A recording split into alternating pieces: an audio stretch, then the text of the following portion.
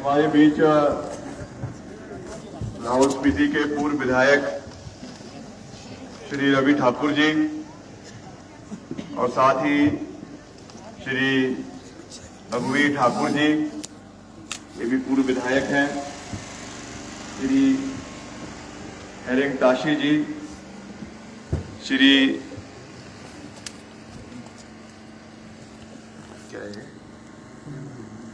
सोनम डोलमा जी जो पंचायत प्रधान है, श्रीमती पूरम जी जो हमारी पूर्व जिला परिषद की सदस्य है, श्री कलजुम पुंचक जी एक्स चेयरमैन बीडीसी, श्री तनपा जी, सोहन सिंह जी, बाबू कारपा जी, श्री सीपी बोध जी, कृष्णा कुमार नेगी जी जो स्थानीय यहाँ की प्रधान हैं, वेद जी, राहुल जी, युवा कांग्रेस के और महिला कांग्रेस के सभी पदाधिकारी, सभी भाई बहन और यहाँ की जो हमारी स्पीति ताजा की प्यारी जनता, सभी युवा जोश, हमारे युवा साथी जो यहाँ पर आए हैं, आपने हमारा गर्मजोशी के साथ स्वागत किया। आपका मैं दिल की गहराइयों से बहुत बहुत धन्यवाद करता हूँ, आपका आभार प्रकट करता हूँ। हमारी महिलाएं यहाँ पर आई हैं और बुजुर्गवान भी यहाँ पे उपस्थित है और जितने हमारे यहाँ के हमारे साथी कारोबारी है जो दुकानों में हैं और हमारे जो साथी यहाँ पे और जुड़े हैं, मैं सब लोगों का दिल की गहराइयों से बहुत बहुत धन्यवाद भी करता हूँ और एक नई शुरुआत के लिए आप लोगों से ये आह्वान करने यहाँ पर आया हूँ। आप लोगों का आशीर्वाद लेने के लिए यहाँ पे आप लोगों के बीच में आया हूँ। मेरे पिताजी स्वर्गीय श्री वीरभद्र सिंह जी 6 बार हिमाचल प्रदेश के मुख्यमंत्री रहे, यहाँ के सांसद करीबन 5 बार मंडी संसदीय क्षेत्र के सांसद रहे और जब भी उनसे इस इलाके के बारे में हमने कोई बात करी तो उन्होंने हमेशा ये बात हमें कही और मुझे ही नहीं मगर प्रदेश के लोगों को भी ये बात कही कि मैं प्रदेश का मुख्यमंत्री हूं मगर जो मेरा दिल है वो जनजातीय क्षेत्रों में बसता है, लाहौल स्पीति में बसता है, आंगी भरमौर में बसता है और किन्नौर में बसता है। और उन्होंने हमें भी वही सीख, वही संस्कार और वही सोच दिए। तो मैं मात्र आपसे यहां पर वोट की अपील करने नहीं आया हूं। मैं जानता हूं कि जो परिस्थितियां आज आपके इलाके की है, यही परिस्थितियां आज पूरे हिमाचल प्रदेश की है। जहां पर जाओ यही रोना है, स्कूलों में टीचर नहीं है, अस्पतालों में डॉक्टर नहीं है, फार्मासिस्ट नहीं है, पैरामेडिकल का स्टाफ नहीं है और डबल इंजन की ये सरकार बात करती थी। आपको याद होगा जब भी विधानसभा के चुनाव हुए, लोकसभा के चुनाव हुए, एक ही नारा दिया जाता था कि हमारी डबल इंजन की सरकार है, केंद्र में भी हमारी सरकार है, प्रदेश में भी हमारी सरकार है, मोदी जी दिल्ली से विकास करवाएंगे और जयराम जी हिमाचल से विकास करवाएंगे।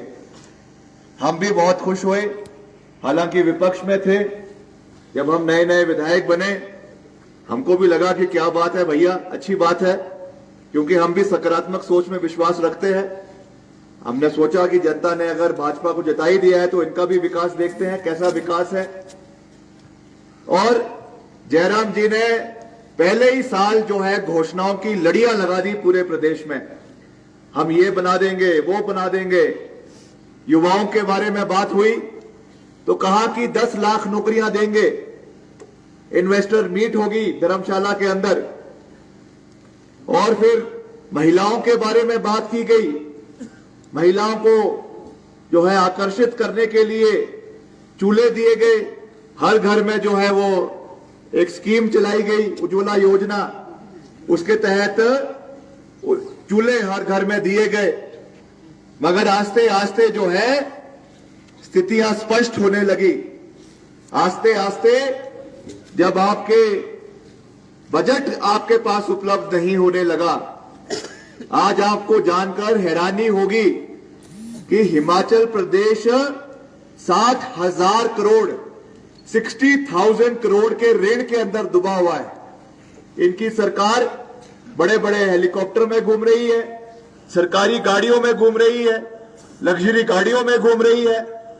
और कोरोना काल में आपने देखा, हमने पहला कोरोना काल देखा, उसमें इन्होंने कहा कि ये तो एक वैश्विक महामारी है, इसके बारे में किसी को ज्ञान नहीं था, डॉक्टरों को इसके बारे में पता नहीं था। तो माना कि चलो पहले कोरोना काल में सरकार को बेनिफिट ऑफ डाउट दिया जा सकता था, मगर उसके बाद सरकार जो है वो कुंभकर्ण की नींद सो गई। कई बड़े बड़े जो विशेषज्ञ, आज आप जानते हैं जो एम्स अस्पताल है दिल्ली का, वहां के जो डायरेक्टर है डॉक्टर गुलेरिया, कांगड़ा से संबंध रखते हैं। जो वहां का दूसरा प्रसिद्ध अस्पताल है सर गंगाराम अस्पताल जो दिल्ली के अंदर, वहां के जो डायरेक्टर है वो भी डॉक्टर राणा हमीरपुर से संबंध रखते हैं। और पीजीआई के चंडीगढ़ के डॉक्टर जगत राम जी, वो भी हिमाचल से संबंध रखते हैं। तीनों ने अलग अलग समय पे ये बात कही कि दूसरी कोरोना काल आने वाला है, दूसरी लहर आने वाली है। आप कृपया करके हिमाचल प्रदेश में स्वास्थ्य संबंधित योजनाओं से प्रदेश के अस्पतालों को मजबूत करें, ऑक्सीजन की मात्रा को बढ़ाएं, ऑक्सीजन कॉन्सेंट्रेटर की मात्रा को बढ़ाएं, और आपके जो ये वेंटिलेटर की मशीनें हैं उनकी मात्रा को बढ़ाएं, और वैक्सीनेशन की मात्रा को बढ़ाएं।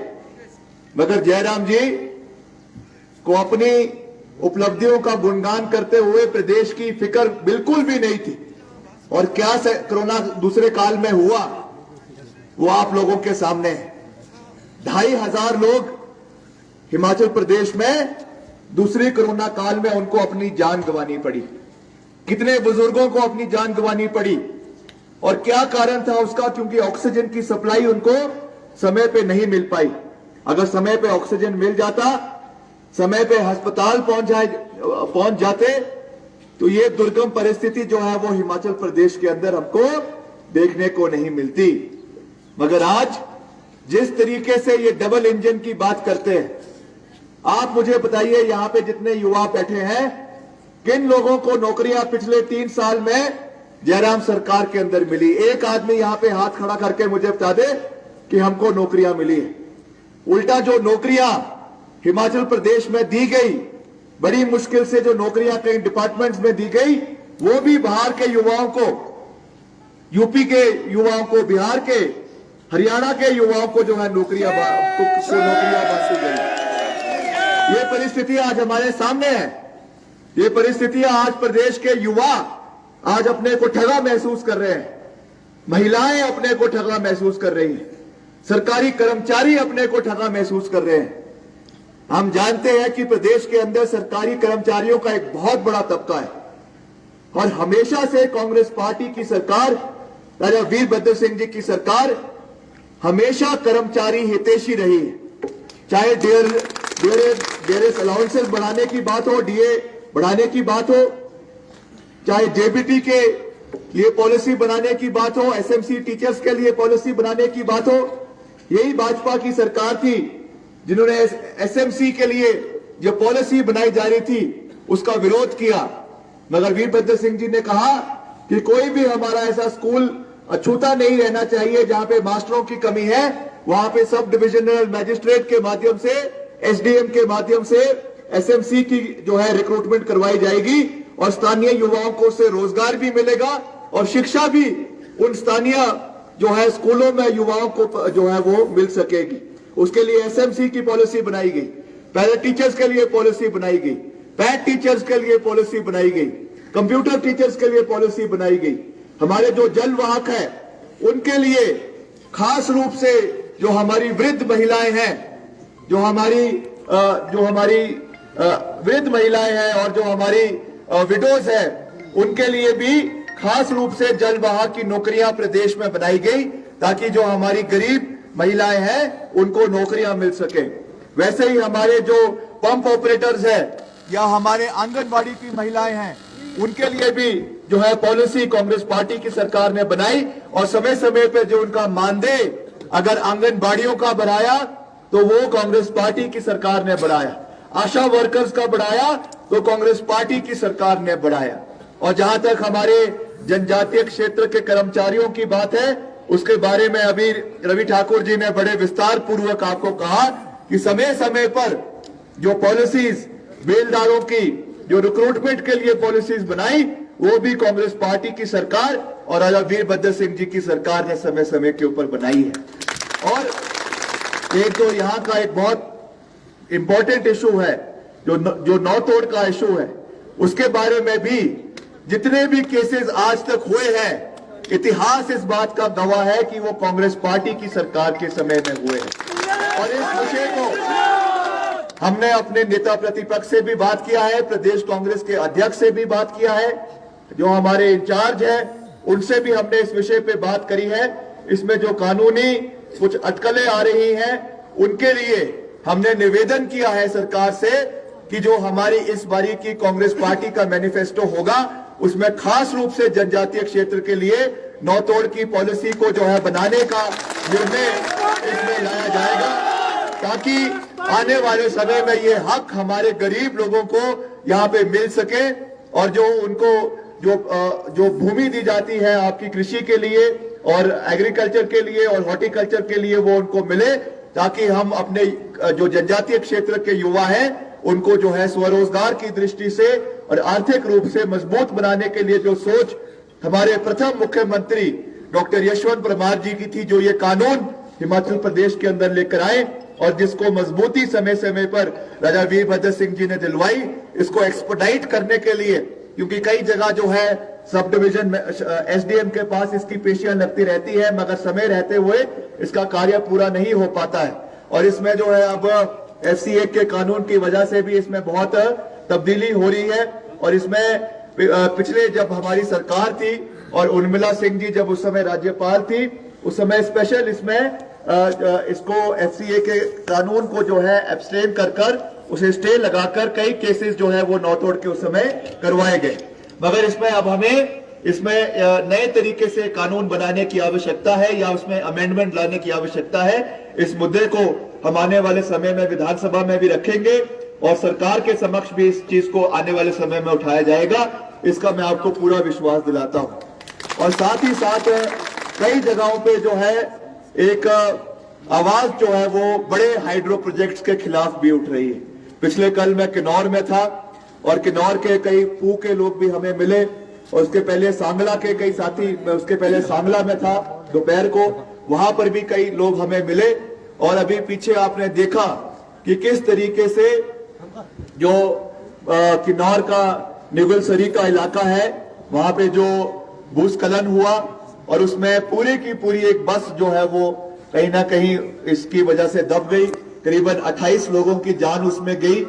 आज एक आवाज जनजातीय क्षेत्र में उठ रही है कि हमें प्रोजेक्ट के साथ साथ जो है हमारा जो पर्यावरण है, हमारी जो इकोलॉजी है, उसको भी बचाकर रखना है और इसके लिए एक नए तरीके से हाइड्रो पॉलिसी बनाने की आवश्यकता है। आज भी हम उस टेक्नोलॉजी पे काम कर रहे हैं जो सोवियत यूनियन की उस समय की सन 1970s की और 80s की जो हाइड्रो इंजीनियरिंग की पॉलिसी है, उस पे आज भी प्रोजेक्ट बनाए जा रहे हैं। हमको अपनी हाइड्रो इंजीनियरिंग की जो पॉलिसी है प्रदेश की, उसमें तब्दीली लाने की आवश्यकता है, नए कानून लाने की आवश्यकता है, ताकि जिस तरीके से हमारे पहाड़ चाहे किन्नौर के अंदर है चाहे इस क्षेत्र में खोखले होते जा रहे हैं और जिस तरीके से उसका नुकसान स्थानीय लोगों को हो रहा है, उसकी वजह से जो क्लाइमेटिक कंडीशंस में भी फर्क पड़ रहा है। आप देख रहे हैं जो बेमौसमी कभी बारिश कभी बहुत ज्यादा होती है, कभी बहुत कम होती है। अभी रवि ठाकुर जी मुझे कह रहे थे गाड़ी में कि पहले तो केवल यहाँ पे बर्फबारी जो है विंटर्स में हुआ करती थी, सर्दियों में अब जो है बेमौसमी बारिश होनी भी शुरू हो गई। तो कहीं ना कहीं ये सब चीजें जो है हमारे जो एनवायरमेंट के साथ छेड़छाड़ हो रही है, उसकी वजह से ये चीजें हो रही है। तो हमें एक फ्यूचरिस्टिक सोच के साथ आगे बढ़ने की आवश्यकता है। हम जानते हैं कि रोजगार उपलब्ध करवाना बहुत जरूरी है, मगर उसके साथ साथ अपने इलाके को सुरक्षित रखना भी हमारी जिम्मेवारी नहीं है, आप लोगों की भी जिम्मेवारी है। हर नागरिक जो यहाँ का है, उनकी मॉरल रिस्पॉन्सिबिलिटी बनती है कि हम अपने इलाके को साफ रखें, सुरक्षित रखें और इस तरीके की जो चीजें हो रही है उससे जो है बचा कर रखें। तो ये मेरा आपसे ये निवेदन है कि अभी जो हमारे संसदीय क्षेत्र के उपचुनाव मंडी संसदीय क्षेत्र के हो रहे हैं, ये क्यों हो रहे हैं, पहले तो हमको इस चीज को समझने की आवश्यकता है। ये कोई आम चुनाव नहीं है, ये हमारे ऊपर ये चुनाव थोपे गए हैं, जबरदस्ती हमारे ऊपर ये खर्चा जो है वो पार्टियों के ऊपर भी करवाया जा रहा है और आप लोगों के ऊपर भी करवाया जा रहा है। आपको जानकर हैरानी होगी कि मंडी संसदीय क्षेत्र, आप जैसा आप जानते हैं कि देश का जो है सबसे बड़े जो है संसदीय क्षेत्रों में से एक है और यहां पे चुनाव करवाना कोई आसान कार्य नहीं है। करोड़ों रुपए का खर्चा होता है एक चुनाव करवाने के लिए। क्यों ये चुनाव हमारे ऊपर थोपा गया? जो हमारे पूर्व में सांसद थे पंडित राम स्वरूप शर्मा जी, जिनका कहा जाता है कि उनका आत्महत्या की वजह से उनकी मृत्यु हुई, आज उनके परिवार के लोग, उनका खुद का बेटा आज ये मांग कर रहा है कि सीबीआई की जांच होनी चाहिए, उनको न्याय मिलना चाहिए। और आज मुख्यमंत्री जी इस बात पे पूरे तरीके से मौन है। कम से कम आप उनके परिवार के बारे में तो सोचें, उसके बारे में आप इंक्वायरी क्यों नहीं करवा रहे? प्रदेश की जनता को और खास करके मंडी संसदीय क्षेत्र की जनता को, आप लोगों को अधिकार है, आप लोगों ने उनको चुनकर लोकसभा में भेजा 2019 में, और इसलिए चुनकर भेजा कि 5 साल तक ये हमारे सांसद रहेंगे। अब बीच में जो ये परिस्थितियां बनी, क्या आप लोगों का अधिकार नहीं है? क्या आप लोगों को नहीं पता होना चाहिए कि क्यों हमारे सांसद के साथ ऐसा हुआ और किन कारणों की वजह से ये हुआ? जितना अधिकार उनके बेटे का है, उतना अधिकार मंडी संसदीय क्षेत्र के हर नागरिक का है, चाहे वो युवा है, चाहे महिला है, चाहे बुजुर्ग है। उनको जानने का हक है कि क्यों ये चीज जो है वो उनके साथ हुई है। तो आज ये सरकार कहती है कि डबल इंजन का कार्य हो रहा है। आप मुझे बताइए कि कौन से डबल इंजन का कार्य हो रहा है? 69 नेशनल हाईवे की ये बात करते थे। कितने? 69। कहा गया कि हम 69 नेशनल हाईवे हिमाचल प्रदेश के अंदर बनाएंगे। अभी खुद कुछ समय पहले जो इनके केंद्रीय सरफेस रोड ट्रांसपोर्ट मंत्री है माननीय नितिन गडकरी जी हिमाचल में आए, कुल्लू में आए, और उन्होंने खुद ये बात कही कि अभी तक जो इसकी डीपीआर है, अभी तक डीपीआर भी इनकी जो है बनकर तैयार नहीं हुई है। 60,000 करोड़ रुपए के करीबन इसका बजट है और मात्र अभी तक करीबन 200 से 250 करोड़ जो है वो मात्र डीपीआर बनने के लिए अभी तक भेजा गया है। तो ये कहते कुछ है और करते कुछ है। बेरोजगारी को खत्म करने की बात करी, आज आंकड़ा 14 लाख प्रदेश के अंदर बेरोजगारी का बढ़कर पहुंच चुका है। महंगाई को कम करने की बात करी, आज महंगाई आप लोगों के सामने है, मुझे कहने की आवश्यकता नहीं है। चाहे एलपीजी गैस की बात है, हर व्यक्ति रो रहा है। कमर्शियल रेट भी जो है, कमर्शियल एलपीजी के रेट भी अभी 45 रुपए और बढ़ा दिए गए। पेट्रोल डीजल आज आसमान छू रहा है। मुझे याद है मोदी जी के वो स्पीचेस जब वो गुजरात के मुख्यमंत्री हुआ करते थे, आपने भी देखे होंगे। आजकल तो इंटरनेट का जमाना है, यूट्यूब पे सब कुछ दिख जाता है। नहीं देखे होंगे तो खुद आप यूट्यूब पे सर्च कर लेना और उसमें लिखना मोदी जी के जो पुराने स्पीचेस है जो उन्होंने 2011 में 12 में दिए हुए हैं, और उसमें कहा कि एलपीजी की सिलेंडर के बारे में बात कर रहे हैं, पेट्रोल डीजल के बारे में बात कर रहे हैं। आज क्या परिस्थिति है? 400 रुपए का एलपीजी सिलेंडर आज 1000 रुपए पार कर चुका है। जो आपका पेट्रोल डीजल आज 100 और 90 पार कर चुका है। और जैसा इन्होंने कहा कि उसकी वजह से और चीजों में भी महंगाई हो रही, जो भी आपका ट्रांसपोर्टेशन के से आपका सामान आ रहा है, जा रहा है, चाहे वो खाने पीने का है, चाहे वो आपका सीमेंट है, चाहे कंस्ट्रक्शन मटेरियल है, हर चीज में इजाफा हो रहा है। तो ये अच्छे दिन थे इन लोगों के। और ये भी बात है कि इन चुनावों से कोई सरकार गिरेगी या बनेगी नहीं। आज जयराम जी जहां पर भी जाते हैं कहते हैं कि जो हमारा नया उम्मीदवार है, नया उम्मीदवार जो है ब्रिगेडियर है, आर्मी से है, तो इनको वोट करिए, कारगिल योद्धा है, इनको वोट करिए। मैं उनसे पूछना चाहूंगा और आप लोगों से पूछना चाहूंगा, बहुत से एक्स सर्विसमैन भी यहां पर है, जब कारगिल का युद्ध हुआ या पुलवामा का अटैक हुआ या आपके जो नक्सलाइट के अटैक्स जो छत्तीसगढ़ के अंदर हुए, दंतेवाड़ा के अंदर हुए, वहां पे जो जवान शहीद हुए, चाहे वो पैरामिलिट्री के फोर्सेस के थे, चाहे वो इंडियन आर्मी के थे, चाहे वो और किसी उसके थे, क्या वो भाजपा के जवान थे या क्या वो कांग्रेस के जवान थे? वो भारतीय सेना के जवान थे, वो देश के जवान थे। और आज इस तरीके से दर्शाया जा रहा है, जब उनको पता है कि महंगाई के ऊपर वोट नहीं मिलेगा, उनके कथाकथित विकास के ऊपर वोट नहीं मिलेगा, जब उनको पता है कि जो हमारे शिक्षक है, जो हमारे कर्मचारी है, उनकी क्या दुर्गति करी हुई है।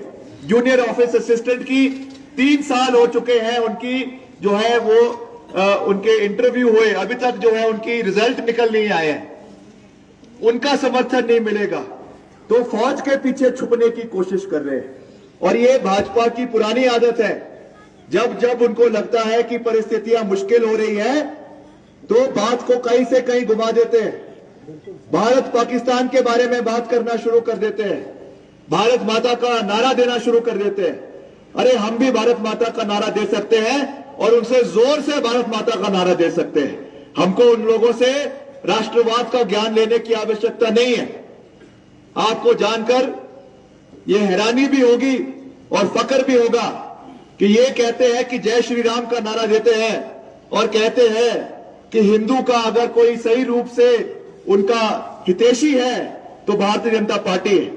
मैं उनको याद दिलाना चाहूंगा कि देश का पहला राज्य जहां पे धर्मांतरण का कानून अगर कहीं लाया गया तो वो हिमाचल प्रदेश में लाया, और वो कानून भाजपा की सरकार नहीं लेकर आई, राजा वीरभद्र सिंह जी की सरकार लेकर आई 2003 के अपने कार्यकाल में, जिसके बाद मजबूरन भाजपा को और राज्यों में, उत्तर प्रदेश में, मध्य प्रदेश में इस कानून को लाना पड़ा। और आज भी आरएसएस के, वीएचपी के, विश्व हिंदू परिषद के और नेता, बड़े बड़े नेता जो है वो राजा साहब का धन्यवाद करते हैं कि हमारी जो कार्य हमारा भाजपा की सरकार नहीं कर पाई, वो राजा वीरभद्र सिंह जी ने करके दिखाया है। और वही चीज, चाहे हमारा बौद्ध धर्म है, चाहे हमारे और धर्म है, मंडी के अंदर चाहे गुरुद्वारे बने, चाहे आपके यहाँ के, अभी मुझे पीछे कह रहे थे जो यहाँ की आपकी मॉनेस्ट्री है, कौन नहीं, हाँ डंकर मॉनेस्ट्री, पीछे जब हम आए थे उनके साथ, जब मुझे कोई करीबन 3-4 साल पहले राजा साहब के साथ यहाँ आने का मौका मिला, मैं खुद वहां पे उनके साथ गया और उन्होंने बहुत वहां के लिए कितने 2 करोड़ रुपए जो है उस समय उस मॉनेस्ट्री के लिए दिए थे, क्योंकि उनका हमेशा से ये सोच रही है कि जो हमारे इस इलाके में जो हमारे बौद्ध धर्म के लोग हैं उनका मान सम्मान करना हमेशा उनके मन में ये चीज रही है।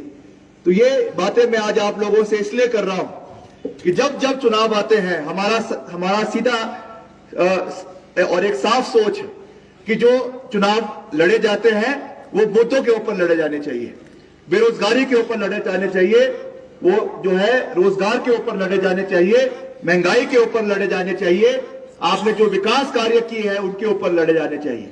अगर दम है तो उनके जो यहाँ के नेता है, यहाँ के मंत्री है, वो इस मंच पर आए और यहाँ के जो हमारे ब्लॉक कांग्रेस के अध्यक्ष है, हमारे पूर्व विधायक है, वो उनके साथ ओपन डिबेट करेंगे और ये डिबेट होगी कि लाहौल स्पीति में कितना विकास कार्य कांग्रेस पार्टी की सरकार ने किया और कितना विकास कार्य इनकी सरकार में हुआ है। और सारा का सारा दूध का दूध और पानी का पानी मंच के ऊपर आ जाएगा। मगर ये कायर लोग हैं, ये कभी मंच के ऊपर नहीं आएंगे, ये कभी मंच के ऊपर आके खुले रूप से डिबेट नहीं कर सकते, क्योंकि तथ्यों में ये कमजोर है। और जब तथ्य इनके पास नहीं है, आंकड़े इनके पास नहीं है, तब इस तरीके की बात करेंगे, हिंदू मुस्लिम की बात करेंगे, पाकिस्तान की बात करेंगे, पुलवामा अटैक की बात करेंगे, कारगिल योद्धा जो है कारगिल के युद्ध की बात करेंगे।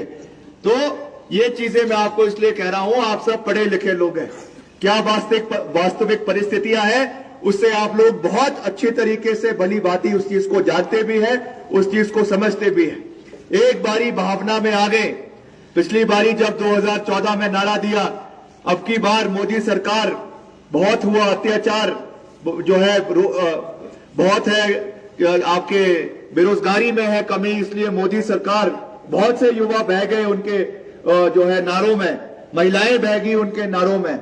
मगर अब जब इस बारी ये नारा दिया जा रहा है तो लाहौल स्पीति से, काजा से एक ही आवाज आएगी कि कमल की फूल हमारा सबसे बड़ी भूल। और निश्चित तौर से हमें पूरा विश्वास है कि यहां से कांग्रेस पार्टी को पूर्ण बहुमत मिलेगा और हम आने वाले समय में, जैसा मैंने कहा कि इन चुनावों से कोई सरकार बनने वाली या गिरने वाली नहीं है।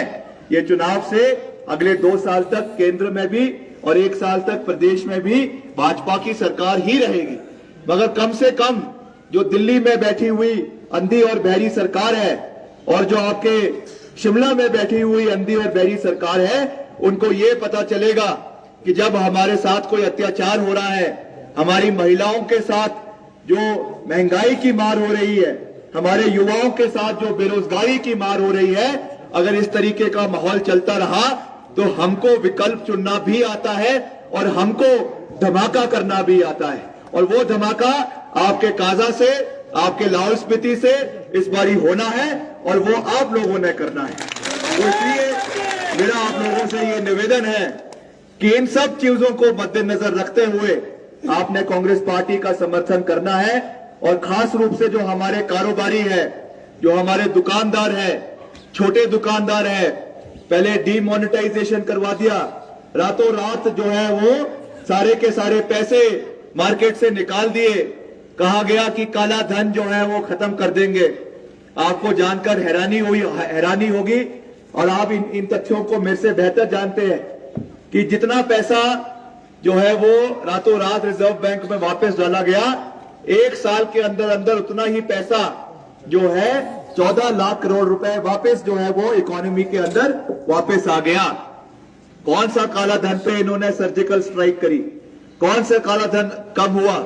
आज भी उतना ही भ्रष्टाचार है, आज भी उतना ही भ्रष्टाचार आपके डिपार्टमेंट्स में है, आज भी उतना ही भ्रष्टाचार आपके सरकारी जो है डिपार्टमेंट्स के अंदर है। तो ये चीजें केवल लोगों को लुभाने के लिए और लोगों को जो है एक मुद्दे से भटकाने के लिए ये चीजें करवाई जाती हैं। तो इन चीजों से हमको ध्यान रखने की आवश्यकता है।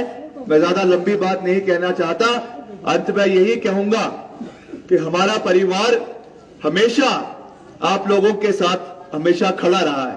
राजा वीरभद्र सिंह जी यहां से 5 बारी, जैसा मैंने कहा, सांसद रहे, मुख्यमंत्री रहे और हर साल जब वो मुख्यमंत्री थे जनजातीय क्षेत्र का दौरा करते थे, चाहे किन्नौर का इलाका था, चाहे आपके लाहौल स्पीति का इलाका था, चाहे आपके पांगी का इलाका था। यहाँ की लोगों की दुख दर्द को सुनना, यहाँ के विकास करवाना, और जो ट्राइबल फंड के बारे में अभी बात कर रहे थे, ये भी उन्हीं की सोच की वजह से जो है वो इस इलाके को मिला है। तो हमने उसी सोच के साथ आगे बढ़ना है, उसी सोच के साथ हमने इस इलाके का विश्वास जीतना है, आप लोगों का विश्वास जीतना है। और मुख्यमंत्री जी जयराम ठाकुर जी 3 साल मुख्यमंत्री बने हो गए, कितनी बारी आप लोगों के बीच में आए, ये चीज आपसे बेहतर, मेरे से बेहतर आप लोग इस चीज को जानते होंगे। अभी चुनावों के समय में वोट मांगने तो आ गए, मगर उसके बाद उनको जनजातीय क्षेत्र के आने का समय नहीं मिलता। अपने इलाके में सिराज में तो 10-10 बारी चले जाते हैं। और एक और जो आजकल नारा दिया जा रहा है कि मंडी हमारी है, आज मैं आपको ये बात कहना चाहता हूं, और ये बात कोई छुपी नहीं है कि मंडी के अंदर भी, मंडी जिला जो है जिसमें 10 विधानसभा के हलके आते हैं, जोगिंदर नगर, सिराज, करसोग, नाचन, बल, सदर। आज वहां पर भी विकास से वो क्षेत्र भी वंचित है। आज अगर मंडी के अंदर कहीं विकास हो रहा है तो वो मात्र सिराज विधानसभा क्षेत्र में और धर्मपुर जो इनके महेंद्र सिंह ठाकुर जी का इलाका है, केवल और केवल वहां पे विकास हो रहा है। फिर कहते हैं कि मंडी हमारी है, कि मैं मंडी का मुख्यमंत्री हूं। मैं उनको ये बात कहना चाहूंगा, आप लोगों को ये बात कहना चाहूंगा कि जब कोई व्यक्ति प्रदेश का मुखिया बन जाता है, उस ओहदे के ऊपर बैठ जाता है, उस व्यक्ति को कभी क्षेत्रवाद का नारा नहीं देना चाहिए। क्या आपने कभी राजा साहब के मुंह से यह सुना कि मैं शिमला का मुख्यमंत्री हूं? वो हिमाचल प्रदेश के मुख्यमंत्री थे, उनका नारा था सर्वत्र हिमाचल का सर्वत्र विकास। आज ये नारा जयराम जी जो दे रहे हैं कि चुनाव के समय में जब उनको पता चल रहा है कि उनकी जो परिस्थिति है भाजपा की वो अच्छी नहीं है, तो मंडी का नारा दिया जा रहा है। मैं उनको कहना चाहूंगा, आपके माध्यम से कहना चाहूंगा कि माननीय मुख्यमंत्री जी, सरकारें आएगी, सरकारें चले जाएगी, चुनाव भी आएंगे, चुनाव भी चले जाएंगे, मगर जो आप हिमाचल प्रदेश के लोगों के अंदर ये जहर घोल रहे हैं क्षेत्रवाद का, राजा वीरभद्र सिंह जी ने 60 साल की राजनीतिक तप के बाद, 60 साल की राजनीतिक तपस्या के बाद हिमाचल प्रदेश को कांगड़ा से लेकर, भरमौर से लेकर, सिरमौर से लेकर, शिमला से लेकर एक धागे में पिरोने का कार्य किया है। आप राजनीतिक फायदे के लिए, राजनीतिक रोटियां सेकने के लिए हिमाचल प्रदेश को क्षेत्रवाद की आग में ना झोंके, हमारा हाथ जोड़कर आप लोगों से ये विनम्र निवेदन है। चुनाव खत्म हो जाएंगे, 15 दिन के चुनाव है, मगर जो एक बारी लोगों के अंदर ये माहौल पैदा शुरू हो गया, क्षेत्रवाद का कई नारा एक बारी फिर लगना शुरू हो गया, तो ये हिमाचल प्रदेश का अंत होगा। हिमाचल प्रदेश की एकता और हिमाचल प्रदेश की अखंडता हमारे लिए सर्वप्रिय है, हमारे लिए सर्वश्रेष्ठ है। इस चीज का हम लोगों को ध्यान रखने की आवश्यकता है। तो ये बातें आज मैं आप लोगों के बीच में इसलिए कर रहा हूं, थोड़ी राजनीति से हटकर भी बातें कर रहा हूं और थोड़ी जो है वोट बैंक से हटके भी बातें इसलिए कर रहा हूं क्योंकि आप लोगों को मैं अपने परिवार का सदस्य मानता हूं और मैं चाहता हूं कि जो हमारे मन के विचार है हम आप लोगों से साझा करें, आप लोगों के विचार लें और मिलकर इस इलाके को नए विकास पे ले जाने का योगदान आने वाले समय में हम दे सके। तो ज्यादा कुछ ना कहता हुआ एक बारी फिर मैं आप लोगों का दिल की गहराइयों से बहुत बहुत धन्यवाद करता हूं और समय समय पर आप लोगों के बीच में जिस तरीके से राजा वीरभद्र सिंह जी हर साल आपके बीच में आते थे, मैं आपको वादा करता हूं कि मैं समय समय पर चुनाव हो या ना हो, राजनीति में है या ना हो, मैं हमेशा आप लोगों के बीच में आता रहूंगा और जो प्यार, जो मान सम्मान आपने हमें, हमारे परिवार को सदैव दिया है, वो हमेशा बरकरार रहेगा और हमारा पूरा सहयोग और समर्थन आप लोगों के साथ रहेगा। आपको एक बात से अंत में मैं यही कहूंगा कि आपका एक एम्बेसडर लाहौल स्पीति के लोगों का हमेशा शिमला में बैठा हुआ है।